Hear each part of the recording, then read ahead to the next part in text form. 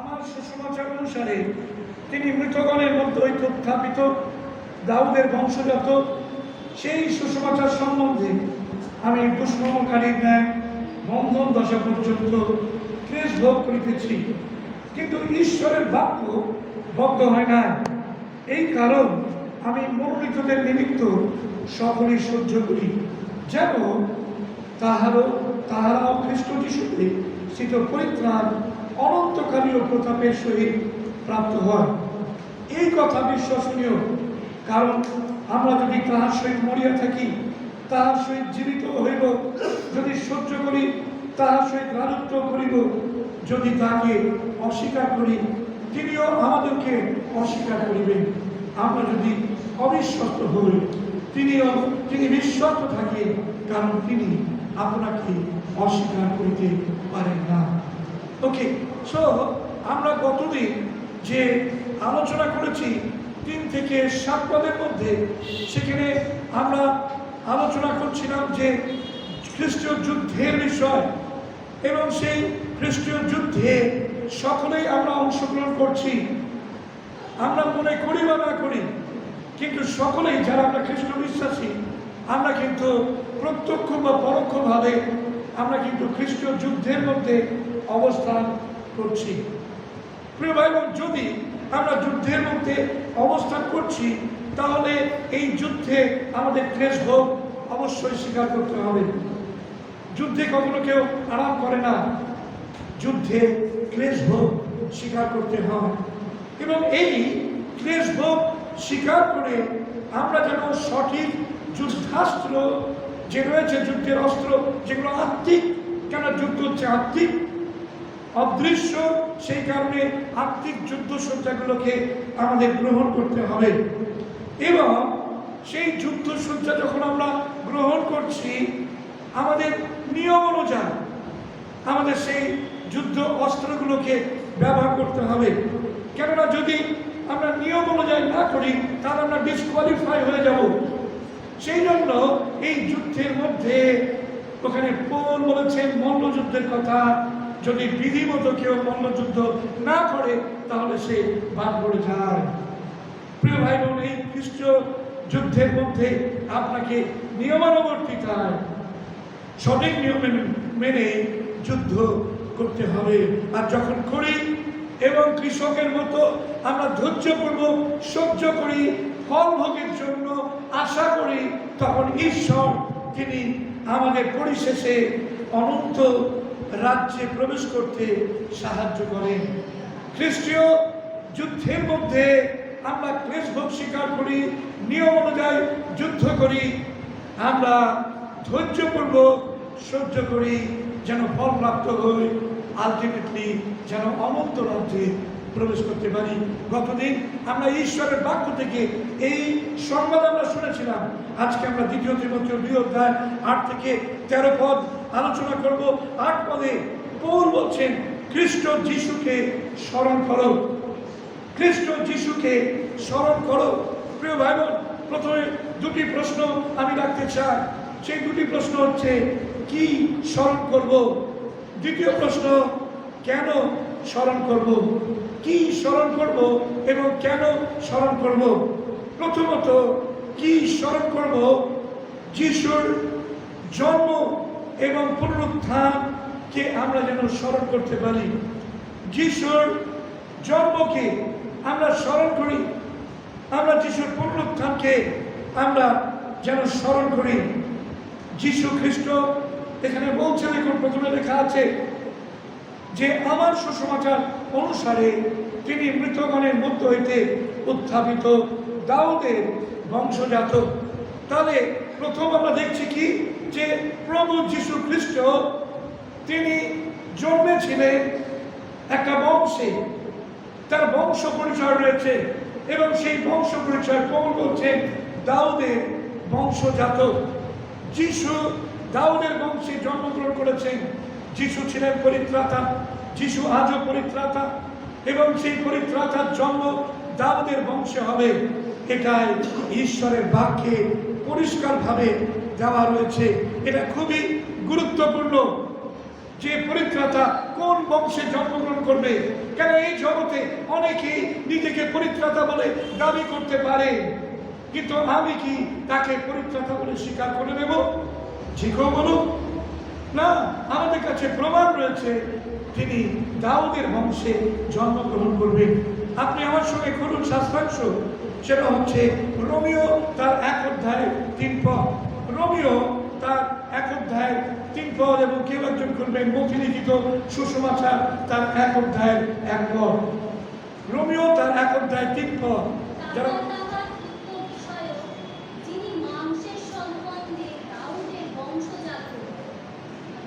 তাহলে ওখানে বলছে ইহাতা পুত্র বিষয়ক, মাংসের সম্বন্ধে যিনি দাউদের বংশজাত। পরিষ্কারভাবে ওখানে রোমিও পত্রে কোন বলছে, মথি লিখিত সুসমাচার তার 1 অধ্যায় 1 পদে দেখুন লেখা আছে কি বংশ বিবরণে কি লেখছে, যীশু খ্রিস্টের বংশ বিবরণ।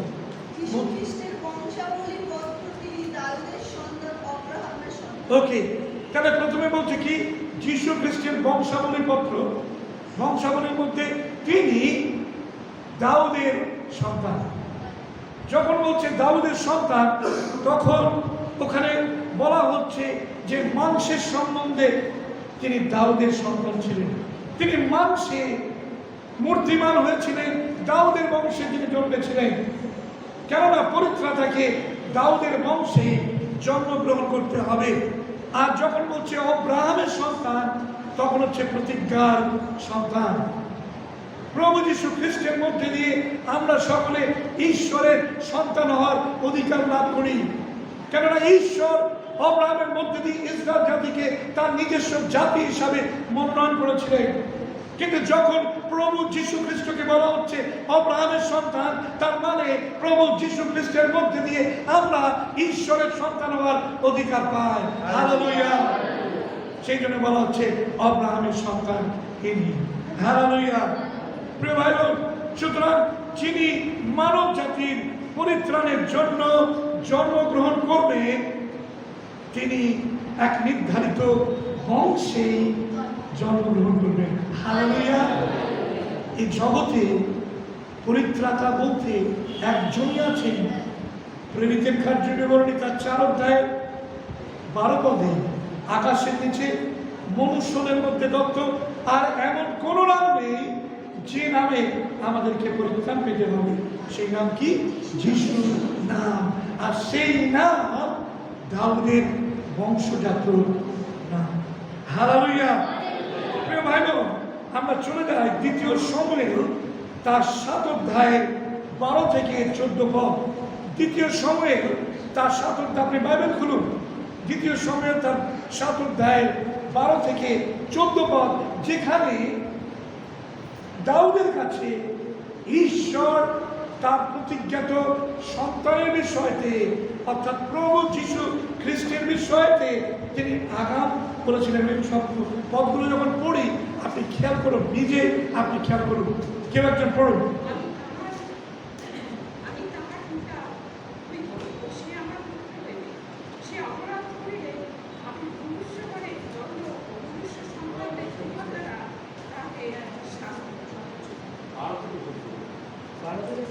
তোমার দিন সম্পূর্ণ হইলে, যখন তুমি আপন পিতৃলোকদের সহিত নির্গত হইবে, তখন আমি তোমার পরে তোমার বংশকে যে তোমার বংশে জন্মিবে তাকে স্থাপন করিবে এবং তার সুস্থিত করিবে। আমার নামের নিমিত্ত সে এক গৃহ নির্মাণ করিবে এবং আমি তার রাজসিংহাসন চিরস্থায়ী করিব। আমি তার পিতা হইব ও সে আমার পুত্র হইবে। সে অপরাধ করলে আমি মনুষ্যগণের দণ্ড ও মনুষ্য সন্তানদের প্রহার দ্বারা তাকে শাস্তি দিব। ওকে, দেখুন এখানে পরিষ্কারভাবে প্রভু যীশু খ্রিস্টের বিষয়টা বলছে। কখনো মনে হচ্ছে যে সলোমনের বিষয় বলছে, কখনো আবার মনে হচ্ছে না সলোমনের বিষয় নয়। তার কারণ হচ্ছে ভবিষ্যৎ বক্তারা যখন তারা ভবিষ্যৎবাণী করতেন, তখন তারা শিখর দর্শন করতেন। শিখর দর্শনটা কি? আমি এর আগেও বলেছি যে 2 পাহাড়ের চূড়া যদি প্যারালাল লাইনে থাকে, তাহলে তার মাঝখানে যে একটা ক্লিপ রয়েছে, তার মাঝখানে যে একটা খাদ রয়েছে, সেটা কিন্তু বোঝা যায় না। এখানে একটা চূড়া, তার পাশে একটি চূড়া, আর সেই চূড়া দুটো যদি একই রেখায় থাকে তাহলে কিন্তু যদি আপনি চোখ রাখেন একটি পাহাড়ের আড়াল থেকে যদি চোখ রাখেন আপনি বুঝতে পারবেন না পিছনে একটা পাহাড় রয়েছে এবং মাঝখানে অনেকটা ইয়ে রয়েছে। এটা বলার পিছনে কারণ হচ্ছে যে ভাবাদী তিনি দর্শন দেখছেন। কি দর্শন দেখছেন? তিনি দেখছেন প্রথম একটা হচ্ছে সেই সময়কার রাজা সলোমনের বিষয়তে, যে দাউদের পরে সলোমন তিনি রাজ্যভার গ্রহণ করবেন এবং তিনি সেই গৃহ নির্মাণ করবেন, প্রথমটা দেখাচ্ছে। দ্বিতীয়টা খ্রিস্টের বিষয়তে দেখাচ্ছে, সেকেন্ড সেটা। কেননা যিশু তিনি চিরস্থায়ী রাজত্ব করবেন। সলোমনের রাজত্ব চিরস্থায়ী হয়নি। সলোমনের পরে তার ছেলে কে ছিল? রহবিয়াম। রহবিয়ামের পর থেকে ইসরায়েল রাজ্য দুটো ভাগে ভাগ হয়ে গিয়েছিল, তাই তো? কি জিহুদা এবং ইসরায়েল দুটো ভাগে ভাগ হয়ে গেছিল, খণ্ডিত রাজ্য ছিল। কার সময়? রহবিয়ামের পর থেকে। সুতরাং যদি সলোমনের বিষয়তে ওই ভাবানি থাকে তাহলে সলোমনের রাজ্য কিন্তু চিরস্থায়ী ছিল না। তাহলে কার বিষয়ে ভবিষ্যৎবক্তা ভাবানি করছিলেন? তিনি অবশ্যই খ্রিস্টের বিষয় ভবিষ্যৎবাণী করছিলেন, কেননা তার রাজ্য কখনো শেষ হয়ে যাবে না। আর তিনি কার বংশে জন্মগ্রহণ করবেন? তিনি দাউদের বংশে জন্মগ্রহণ করবেন। হালেলুয়া! বুঝতে পারছেন যে কি করে দাউদের বংশজাত ব্যক্তি তিনি অনন্ত রাজ্য স্থাপন করবেন। এই জন্য পৌল পরিষ্কারভাবে তিনি ওখানে বললেন যে তিনি তিনি বংশের সম্বন্ধে দাউদের বংশজাত। প্রিয় ভাই বোন, যে দ্বিতীয়ত হচ্ছে কি, যে যিশুর পুনরুত্থান। যিশুর পুনরুত্থান, জন্মের সঙ্গে পুনরুত্থান খুব গুরুত্বপূর্ণ। কেন? কেন যিশু তিনি মরবেন, পরিত্রাতা মরবেন। আর যদি না মরেন তাহলে তার পুনরুত্থানের কোনো প্রশ্ন নেই। পৌল বললেন যে তিনি, দেখুন এখানে বলছেন, তিনি মৃতগণের মধ্য হইতে উত্থাপিত। যে প্রভু যীশু খ্রিস্টের কথা তিনি বলছেন স্মরণ করো, তিনি মৃতগণের মধ্যে থেকে উত্থাপিত। তিনি মরেছিলেন, আবার তিনি জীবিত হয়ে উঠেছেন, পরিত্রাতা জীবিত। এবং তার পুত্র বিষয় রোমীয় পত্রে আমরা পড়লাম যে ফলত ইয়া তার পুত্র বিষয় তাহাকে মৃতগণের মধ্য হইতে উঠাইয়াছেন। হালেলুয়া! রোমীয় পত্রে 1:3 তাই বলছে, পুত্র বিষয় তাকে মৃতগণের মধ্য হইতে উঠাইয়াছেন। অর্থাৎ প্রভু যীশু খ্রিস্ট তিনি হচ্ছেন ঈশ্বরের পুত্র এবং তাকে তিনি মৃত্যু এবং পুনরুত্থানের মধ্যে দিয়ে তিনি উত্থাপিত করেছেন, পুত্র হিসাবে প্রমাণ দিয়েছেন। হালেলুয়া! প্রিয় ভাই বোন, প্রভু যীশু খ্রিস্টের পুনরুত্থানের কারণে আমাদের কাছে খুব গুরুত্বপূর্ণ। হালেলুয়া! আমরা ঈশ্বরের ধন্যবাদ জানাই। পরে চলে যায় আমরা 9 পদে। তিনি বলছেন যে সেই সুসমাচার সম্বন্ধে আমি দুষ্কর্মকারী ন্যায় বন্ধন দশা পর্যন্ত ক্লেশ ভোগ করিতেছি। তিনি নিজেকে বলছেন যে সেই সুসমাচারের সম্বন্ধে। কোন সুসমাচার? খ্রিস্ট যিশু বিষয়ক সুসমাচারের সম্বন্ধে। কিরকম তিনি বন্ধন দশা ভোগ করছেন? তিনি বলছেন দুষ্কর্মকারী ন্যায়। দুষ্কর্মকারী কথার অর্থ কি? যে দুষ্কর্মের দ্বারা শাস্তি প্রাপ্ত হয়। পৌল এখানে বলছেন আমি দুষ্কর্মকারীর ন্যায় বন্ধন দশা পর্যন্ত ক্লেশ ভোগ করিতেছি, কিন্তু যে কারণে করছি সেটা হচ্ছে সুসমাচার সম্বন্ধে। প্রভু যীশু খ্রিস্টের সুসমাচার হচ্ছে দুষ্কর্ম নয়, মন্দ কাজ নয়, কিন্তু প্রভু যীশু খ্রিস্টের সুসমাচারের কারণে আমাদেরকে দুষ্কর্মকারীর মতোই কি হতে হবে? জেলখানায় বসতে হবে, কিংবা আমাদের শাস্তি ভোগ করতে হবে। কোন বলছেন আমি দুষ্কর্মকারী নয়, সেই সুসমাচারের সম্বন্ধে আমি ক্লেশ ভোগ করিতেছি। প্রিয় ভাই বোন, আপনি আমি খ্রিস্টীয় জীবনে যখন রয়েছি, যখন সেই সুসমাচার আমাদের কাছে তিনি দিয়ে দিয়েছে, আর সেই সুসমাচার নিয়ে আমরা কি করব? সেই সুসমাচার নিয়ে আমরা ঘোষণা করব। আর সেই সুসমাচার যখন ঘোষণা করব, তখন আমাদের শাস্তিটা ওই দুষ্কর্মকারীর যে শাস্তি হয়, সেই শাস্তি আমাদের হতে পারে। দুষ্কর্মকারী যে ক্লেশ, সেই ক্লেশই আমাদের জীবনে ঘটতে পারে। পৌলকে দেখে আমরা শিক্ষা করি। 10 পদে চলে যায়, তিনি বলছেন কিন্তু ঈশ্বরের বাক্য বদ্ধ হয় না। হালেলুয়া। পৌল বলছেন আমাকে তারা বন্দী করেছে, জেলখানায়, রোমের জেলখানায় বন্দী করে রেখে দিয়েছে, কিন্তু সুসমাচারকে তারা বন্দী করে রাখতে পারেনি। প্রিয় ভাই বোন, আপনাকে আমাকে ক্লেশ ভোগের মধ্যে দিয়ে যেতে হতে পারে, আমাদের মুখকে বন্ধ করতে পারে, কিন্তু ঈশ্বরের বাক্যে যে সুসমাচার রয়েছে, সেই সুসমাচার তিনি ঠিক প্রকাশ করবেন। হালেলুয়া। যিশু কি বললেন? তোমরা যদি এই লোকেদের বারণ করো, তাহলে পাথরগুলো চিৎকার করবে। হালেলুয়া। প্রিয় ভাই বোন, সুসমাচার সম্বন্ধে বাক্যকে কখনো বন্দী করে রাখা যাবে না। আপনাকে বন্দী করবে, কিন্তু আর একজন সে ঈশ্বরের বাক্য বলবে। ঈশ্বরের বাক্য সেবিত হবে, পূজিত হবে, গৌরবান্বিত হবে, কেননা সেটা অনন্তকালীন সুসমাচার। পৌল বলছেন বাক্য বন্ধ হবে না। ঈশ্বরের বাক্য চিরদিন খোলা থাকবে, উন্মুক্ত থাকবে। সেই বাক্য উন্মুক্ত থেকে সকলকে, যারা বন্দিত্বের মধ্যে রয়েছে, তাদেরকে মুক্ত করবে। হালেলুয়া।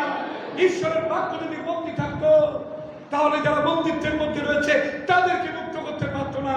কিন্তু ঈশ্বরের বাক্য কিন্তু মুক্ত, বদ্ধ হয়ে যায়নি। সেই কারণে যারা বন্দির মধ্যে রয়েছে, যারা বদ্ধ অবস্থায় রয়েছে শয়তানের হাতে, তাদেরকে মুক্ত করার জন্য ঈশ্বরের বাক্য যথার্থ। হালেলুয়া। আমরা ঈশ্বর ধন্যবাদ দিই। চলে যাই আমরা তারপরে 10 পদে বলছে দ্বিতীয় অংশে, এই কারণ আমি মনোনীতদের নিমিত্ত সকলই সহ্য করি। কাদের জন্য? পৌল বলছেন আমি সহ্য করি সবকিছু মনোনীতদের জন্য।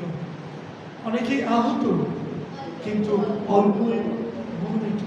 প্রিয় ভাই বোন, আজকে আপনাকে আমাকে দুঃখ ভোগ সহ্য করতে হবে ওই সমস্ত ভাই বোনেদের জন্য যারা প্রভু মনোনীত সন্তান, যারা যিশুর রব শুনেছে, যারা তার মেষ, তাদের জন্য দুঃখ ভোগ করা, তাদের জন্য কষ্ট স্বীকার করা আপনাকে আমাকে করতে হবে। প্রিয় ভাই বোন, আমরা কি প্রস্তুত আছি সেই মনোনীতদের নিমিত্ত দুঃখ কষ্ট সহ্য করার জন্য? যদি প্রস্তুত থাকি, তাহলে আমরা বলতে পারবো পৌলের সঙ্গে যে সত্যি আমাদের জীবনে প্রভুর যে আহ্বান, সেটা যথার্থ অনন্তকাল স্থায়ী প্রতাপের সহিত। তিনি বলছেন যেন তাহারাও খ্রিস্ট যিশুতে স্থিত পরিত্রাণ অনন্তকাল স্থায়ী কালীয় প্রতাপের সহিত প্রাপ্ত হয়। তাহলে কেন আমরা দুঃখ সহ্য করি? কেন? তার কারণ যেন যারা মনোনীত, তারা শেষ পর্যন্ত প্রভুর সেই অনন্তকাল স্থায়ী যে আশীর্বাদ, সেটা যেন প্রতাপ, সেটা যেন তারা প্রাপ্ত হয়। প্রিয় ভাই বোন, এই জন্য আমাদের অনেক ধৈর্যের প্রয়োজন আছে। ভাই বোনেরা অনেক সময় করে, তারা হয়তো বিরূপভাবে চলতে পারে, বিরূপভাবে কথা বলতে পারে, অনেক সময় আমাদের মনের মতো নাও হতে পারে। কিন্তু প্রিয় ভাই বোন, আপনার চোখের দৃষ্টিটা হবে যিশুর চোখের দৃষ্টি। হালেলুয়া। আজকে যখন সকালবেলা একজন মদ্যপ ঢুকেছিল,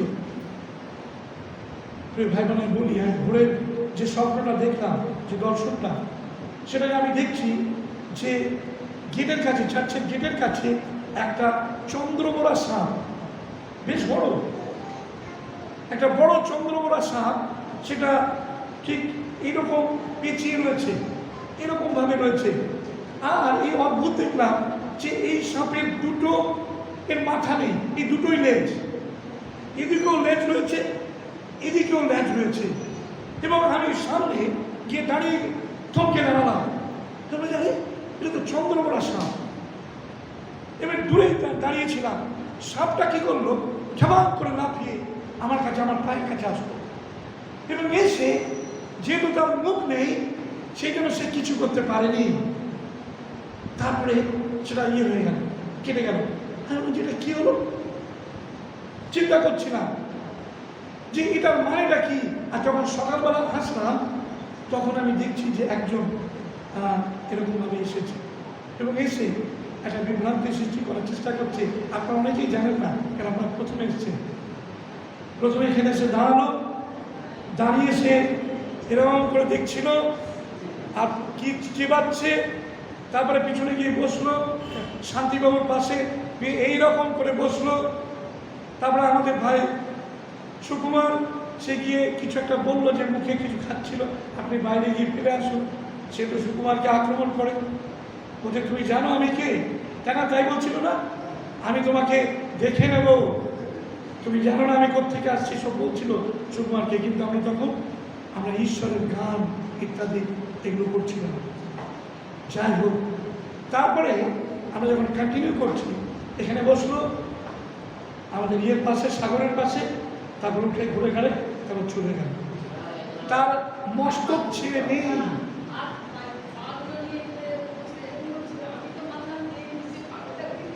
হ্যাঁ, সো যেহেতু তার মুখ নেই সেই জন্য সে কিছু করতে পারলো না, ভয় দেখিয়ে সে চলে গেল। প্রিয় ভাই বোন, আমি বলতে চাই এটাই যে আমাদের জীবনেতে আমরা যখন অন্য একজনকে দেখব তখন কিন্তু আমরা যিশুর চোখে তাদেরকে দেখব। আমার কিন্তু ওনার উপরে যে রাগ হয়নি, ঘৃণা হয়নি, কিছু হয়নি, কিন্তু যেটা হয়েছিল সেটা হচ্ছে উনি হারিয়ে গেছেন, ওনাকে প্রভুর প্রয়োজন হচ্ছে। ভালো হতো যদি উনি থাকতেন, থেকে ঈশ্বরের বাক্য শুনতেন, পরীক্ষা পেতেন, সেটাই ভালো হতো। হালেলুয়া। প্রিয় ভাই বোন, আমাদের অনেক দুঃখ কষ্ট ইত্যাদি সহ্য করতে হবে, কারণ আমরা জানি যে মনোনীতরা তারা অনন্ত প্রতাপে তারা প্রবেশ করবে, আর সেই জন্যই আমরা সহ্য করি, যেন আমাদের অধৈর্যের কারণে তাদের সেই অনন্তকাল স্থায়ী যে প্রতাপ সেটা থেকে তারা যেন বঞ্চিত না হয়। হালেলুয়া। প্রিয় ভাই বোন, আসুন আমরা যেন খ্রিস্টের মতো করে যারা পাপী তাদেরকে দেখতে পাই যে একজন মানুষ হারিয়ে গেছে, সে প্রভুকে জানে না, কিন্তু তার যিশুকে জানার প্রয়োজন রয়েছে। আমরা যদি প্রথমেই তাদেরকে আক্রমণ করি, প্রথমেই যদি তাদেরকে যদি এমন আচরণ করি যে তারা চলে যায়, তাহলে কিন্তু তারা অনন্ত জীবন হারাবে। প্রভু আমাদের কাছে হিসাব নেবে। আমি একজনকে নিয়ে এসেছিলাম, তুমি তার সঙ্গে সঠিক ব্যবহার করলে না, সে চলে গেল, সে আমাকে প্রিয়ভাবে আসুন, আমাদের অনেক কিছু সহ্য করার প্রয়োজন রয়েছে। বিশেষ সর্দারের স্বামী বিভিন্ন সময়তে ডিস্টার্ব করে, এখান দিয়ে যায় ওখান দিয়ে যায়, বাথরুম নোংরা করে। অনেক সময় অনেকে আমাকে এসে কমপ্লেন করেছে। আমি যমুনা দিকে খুব পোলাইটলি বলেছি, যমুনা দি আপনি একটু দেখবেন, একটু ওনাকে সামনে রাখবেন। কমন টয়লেট এগুলো ব্যবহার করে সবাই ওদের নোংরা করছে, কেয়ারটেকার সবসময় পরিষ্কার করতে পারে না, অনেকের বাথরুমে যেতে অসুবিধা হয়। এমন বলিনি যে না আর এ করতে হবে না, আপনাদের না আসায় ভালো মন্ডলিতে ইত্যাদি ইত্যাদি। তারা আসে বিভিন্ন সময়তে, সহ্য করি আমরা। কেন? যেন তারা অনন্ত জীবন না হারায়। হালেলুয়া। প্রিয় ভাই বোন, আসুন আমরা ঈশ্বরের বাক্য থেকে আমরা দেখছি তিনি বললেন যেন তারা অনন্তকাল স্থায়ী প্রতাপের সহিত প্রাপ্ত হয়। 11 পদ এর পরে বলছেন এটা হচ্ছে বিশ্বাসযোগ্য বিষয়, কারণ আমরা যদি তার সহিত মরিয়া থাকি, ক্লেশ ভোগ স্বীকার করে থাকি, তাহলে তার সঙ্গে আমরা জীবিত হইব। তাহলে এখন তিনি বলছেন যে হে বিশ্বাসীরা, যারা ক্লেশ ভোগ স্বীকার করছো যুদ্ধের মধ্যে সুসমাচার নিয়ে, তারা যদি আমরা খ্রিস্টের সঙ্গে মরি, তাহলে আমরা জানবো যে খ্রিস্টের সঙ্গে আমরা উত্থাপিত হব। হালেলুয়া। এবং পৌল বলছেন 12 পদে, যদি আমরা সহ্য করি তবে আমরা রাজত্ব করব। যদি সহ্য না করি তাহলে সেই রাজত্বে আমরা প্রবেশ করতে পারবো না। সহ্যের প্রয়োজন রয়েছে। যিশু যদি সহ্য না করতেন তাহলে কিন্তু তিনি অনন্ত রাজ্যের জন্য পথ প্রস্তুত করতে পারতেন না। তিনি তার পিতার কাছে প্রার্থনা করতেন, পিতা আমি আর সহ্য করতে পারছি না, তুমি 10 সহস্র বাহিনীকে স্বর্গ থেকে পাঠিয়ে দাও, আর আমি তাদের দ্বারা এই সমগ্র বিশ্ব ব্রহ্মাণ্ডকে, পৃথিবীকে আমি একেবারে ঠান্ডা করি। কি যিশু বলতে পারতেন তো? হ্যালো, বলতে পারতেন, কিন্তু তিনি বলেননি। তিনি সহ্য করেছেন যেন সকলের সঙ্গে রাজত্ব যেন করতে পারে। হালেলুয়া। ঈশ্বরের রাজ্য, স্বর্গরাজ্য, অনন্ত রাজ্য সহ্য করতে হবে। ঈশ্বরের রাজ্যে অধৈর্যের কোনো ব্যাপার নেই। ঈশ্বরের রাজ্যে শুধু সহ্য করা, মণ্ডলীর মধ্যে সহ্য করা। আমাদের অনেক ধৈর্যের, সহ্যের প্রয়োজন রয়েছে ভাই বোন। আসুন আমরা ঈশ্বরের আত্মার দ্বারা সেই সহ্য করার ক্ষমতা আমরা প্রাপ্ত হই। যদি এরপরে বলছে পৌল আরেকটি কথা, যে যদি অস্বীকার করি তিনিও আমাদিগকে অস্বীকার করিবেন। আমি এই জায়গাটা যখন পড়ছিলাম তখন আমার মধ্যে এটাই হচ্ছিল যে প্রভু, আমরা অস্বীকার করলে তুমি আমাদের অস্বীকার করবে, কিরকম ভাবে আমি ভাবছিলাম। কিন্তু তারপরে ঈশ্বর আত্মা যেটা বলবে সেটা হচ্ছে, যদি তাকে অস্বীকার করি, যদি তার সুসমাচারকে না শুনি, যদি বলি যে না খ্রিস্টকে আমার দরকার নেই, তাহলে কি হবে? তিনি জোর করবেন। তিনি অতি ভদ্র, তিনি নম্র, তিনি সভ্য, তিনি কখনো জোর গ্রহণ করতেই হবে। আমি সেই পরিত্রাতা, আমার তুলনার কেউ নেই, প্রমাণ করতে পারো আর কেউ আছে না। যিশুকে যদি কেউ অস্বীকার করে, তিনি বলছেন পায়ের ধুলো ঝেড়ে তুমি সেখান থেকে সরে যাও। কেন? যেন বিচার দিনে সেই ধুলো, পায়ের ধুলো সাক্ষ্য দেয়। কি সাক্ষ্য দেয়? একদিন XYZ ঈশ্বরের দাস বা দাসী সেই ব্যক্তির কাছে এসেছিল সুসমাচার নিয়ে, কিন্তু সে সুসমাচারকে অস্বীকার করেছিল। প্রভু বলছেন আমিও তাকে অস্বীকার করব। যদি সুসমাচারকে কেউ অস্বীকার করে তাহলে প্রভু তাকে অস্বীকার করবেন। এই কারণে তিনি বলছেন 13 পদে গিয়ে তিনি আরেকটি কথা বললেন, সেটা হচ্ছে প্রভুর কথা। তিনি বলছেন আমরা যদি অবিশ্বস্ত হই তবে তিনি বিশ্বস্ত। কেন? কারণ তিনি আপনাকে অস্বীকার করতে পারেন না। প্রিয় ভাই বোন, অনেক সময় এবং কত সময় প্রায়শই আপনি আমরা অবিশ্বস্ত হয়েছি। প্রভু কতবার তিনি তার বিশ্বস্ততা থেকে সরে গেছে। হালেলুয়া। প্রিয় ভাই বোন, তার বিশ্বস্ততা অনন্তকাল, তার দয়া, তার করুণা, তার বিশ্বস্ততা অনন্তকাল স্থায়ী।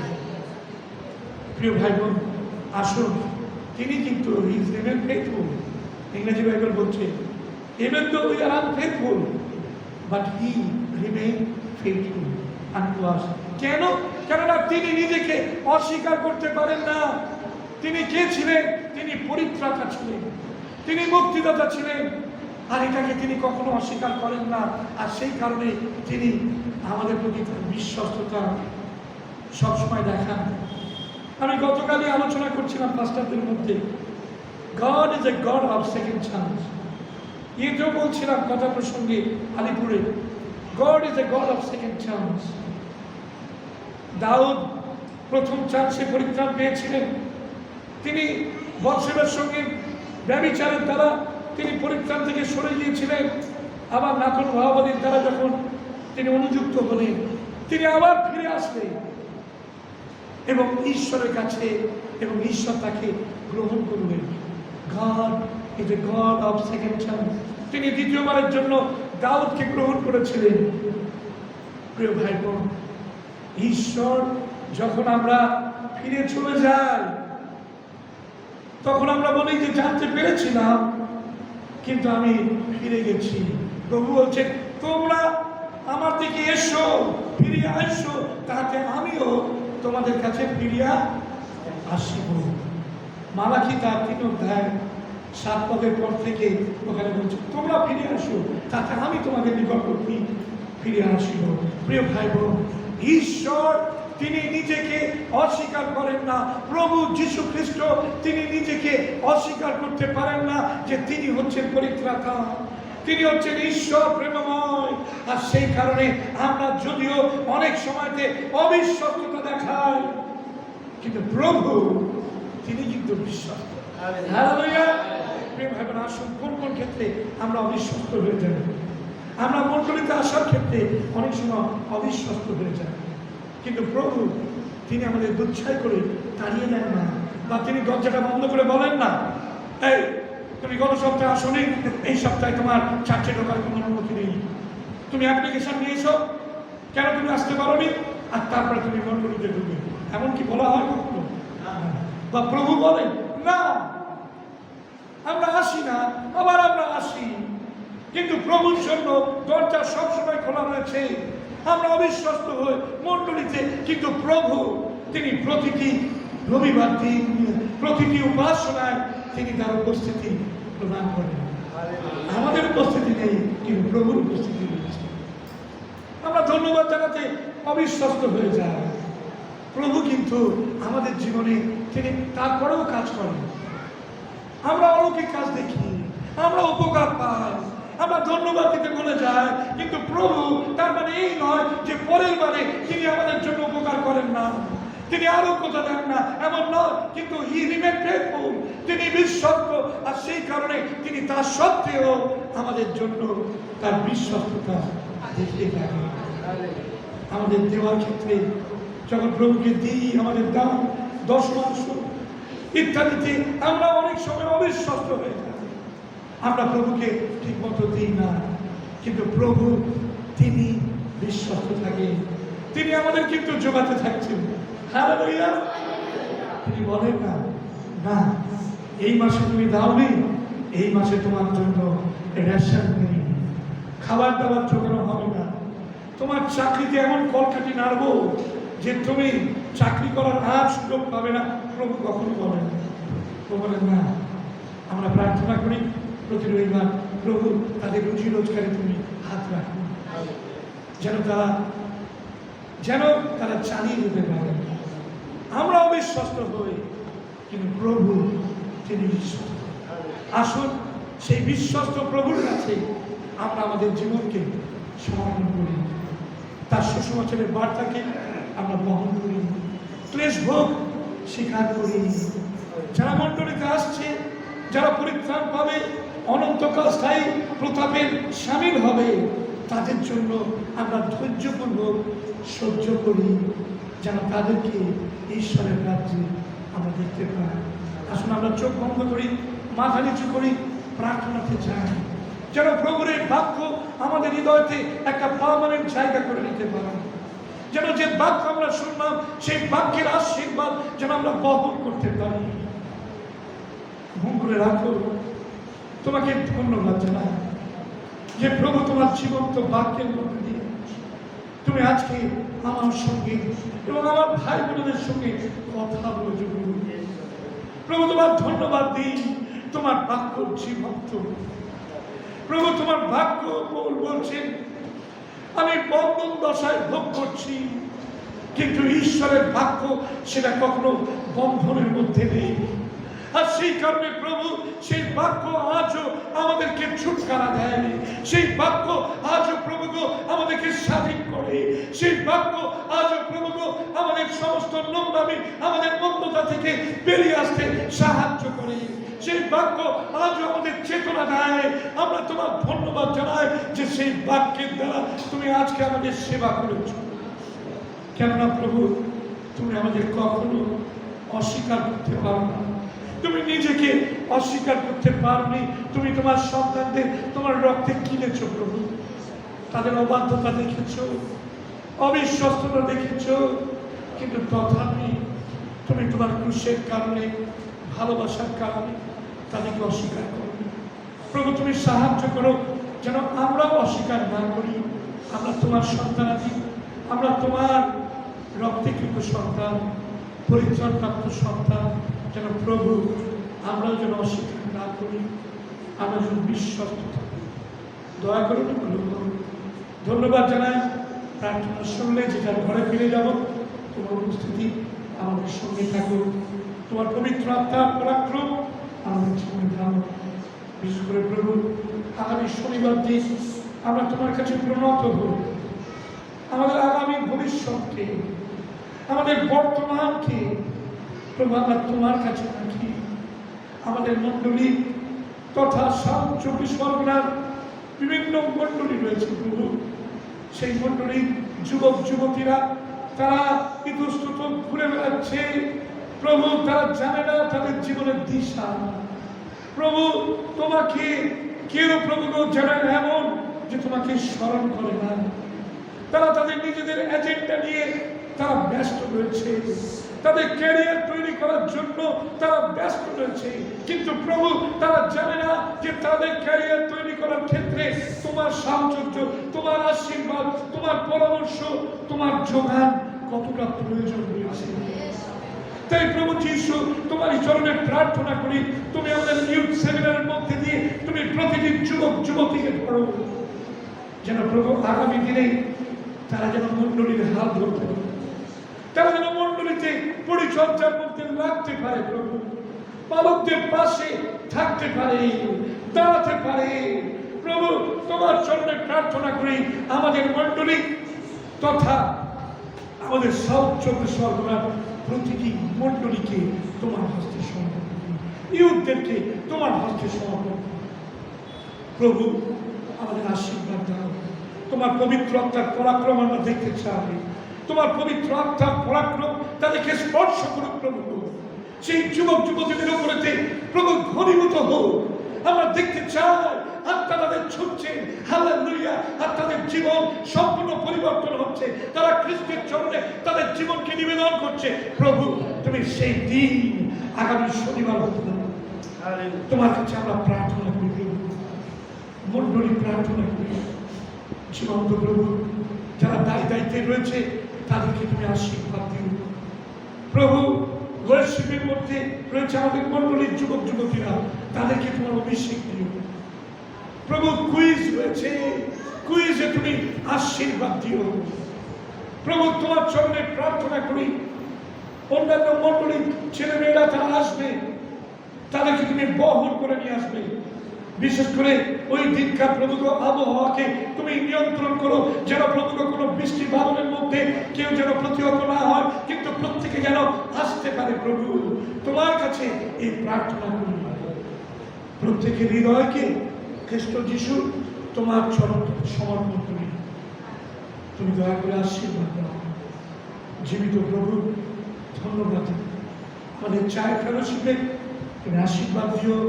জল থেকে অনেকে বিশ্বাস করে নিয়ে এসছেন প্রভু, তোমার রক্তে মিশ্রিত জল থেকে তুমি আশীর্বাদ দাও, যেন যে কেউ বিশ্বাস করে গ্রহণ করে পায় পরিত্রাণ, মুক্তি, যিশু পরিচয়।